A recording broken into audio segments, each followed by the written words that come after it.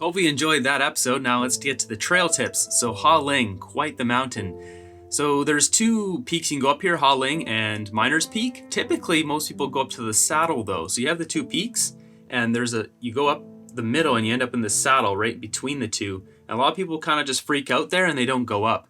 That is not what you want to do. The view is so nice up on top of both mountains. Actually, it's better on Miners Peak just because you get to see Ha Ling from further away. And but the view up top of Ha Ling is incredible as well. You can see down whatever. I had a day where it was smoky. That's why the footage is as it is. It's kind of smoky that day. I didn't get the great views, but still got to see down, just not really far. So this is a 7.2 kilometer kind of hike, but realistically, if you go from the parking lot, it's more like 8 kilometers. And if you go up Miners Peak, it's like 9 kilometers. Mine was 9.2. You're technically adding 0.6 kilometers going up Miners Peak, but my track I went up there. So when you go up to top of Miners Peak, there's a fork at the top and you can go to the left or to the right. The left goes up to the actual peak. The right goes up to this like other little peak that kind of looks off the backside.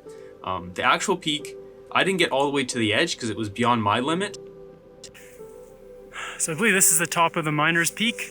This is my limit where I'm standing. I'm not going any further because there's sheer drops on both sides and my legs get shaky and then I'm unstable. So definitely this is my limit, but I'm gonna go up now on the other side. And going up Ha Ling itself, you'll notice once you're at the saddle looking up, you can see the shark fin and there's usually people standing right on the top, and I have a shot there where I'm standing on the top of that.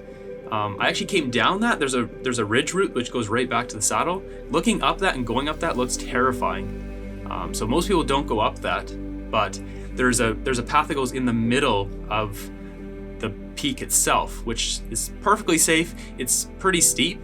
So if you are kind of terrified and you get to the saddle and you're like, oh, I can't do it, I would actually recommend trying going up Miners Peak first and then try going up Ha Ling, because Miners is a lot less steep and you get fantastic views up there too. So even if you don't make it up Ha Ling, you still get those views. So this hike is great because it's a paved road up there. There is a gate there, which I think is based on the weather, but it's not like logging road gates like I'm used to in British Columbia.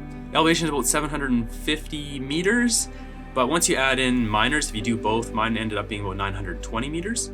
This hike it's stated to be around like 2.5 to 2 hours and 45 minutes. That's really if you're planning on kind of doing some running on the way down. It's more likely if you're kind of hiking, it's 3 hours. If you're a slow hiker, maybe 4 hours.